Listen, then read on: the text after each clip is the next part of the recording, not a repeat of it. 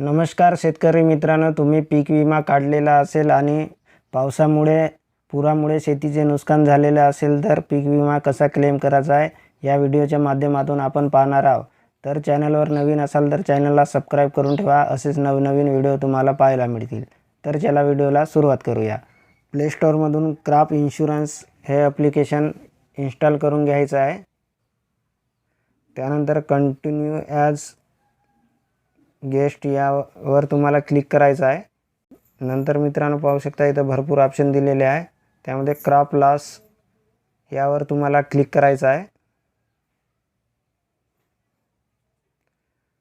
त्यानंतर crop loss intimation यावर तुम्हाला क्लिक करायचं आहे।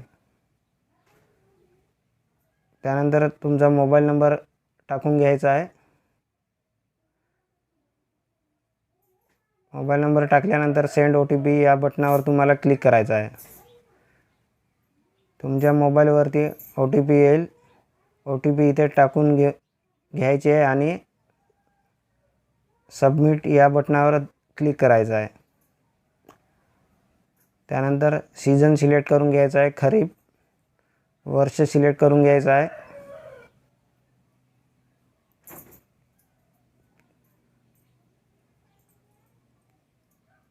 त्यानंतर स्कीम सिलेक्ट करायचा आहे, प्रधानमंत्री फसल बीमा योजना। नंतर स्टेट सिलेक्ट करायचा आहे।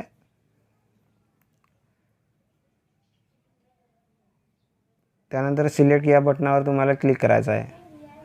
त्यानंतर तुम्ही पीक विमा कोणत्या सोर्समधून काढले आहे ते सिलेक्ट करायचं आहे, बँक, CSC, फार्मर, ऑनलाईन। मी CSC मधून काढला आहे म्हणून CSC सिलेक्ट करतो।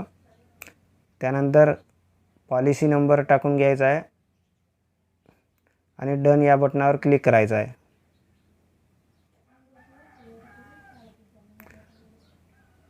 त्यानंतर त्या करायचं आहे बॉक्समध्ये पाहू शकता तुमची सर्व डिटेल तिथं आलेली आहे। त्यानंतर खाता नंबर सर्व दिलेला आहे, त्यामध्ये त्या बॉक्समध्ये क्लिक करायचं आहे।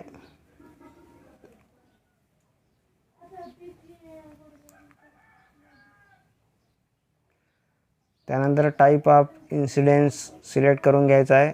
तर भरपूर ऑप्शन दिलेले आहे, animal attack, excess rainfall, flood, असे भरपूर ऑप्शन दिलेले आहे।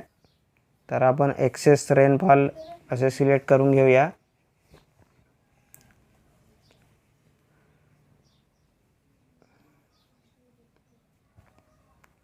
त्यानंतर डेट ऑफ इन्सिडेंशन सिलेक्ट करायचा आहे। त्यानंतर तुमचं पीक स्टँडिंग क्रॉप आहे का हार्वेस्टिंग आहे ते सिलेक्ट करायचं आहे। किती % नुकसान झालेलं आहे ते इथं टाकून घ्यायचं आहे। त्यानंतर अपलोड डॉक्युमेंट यावर तुम्हाला क्लिक करायचं आहे आणि पिकाचा फोटो काढून घ्यायचा आहे।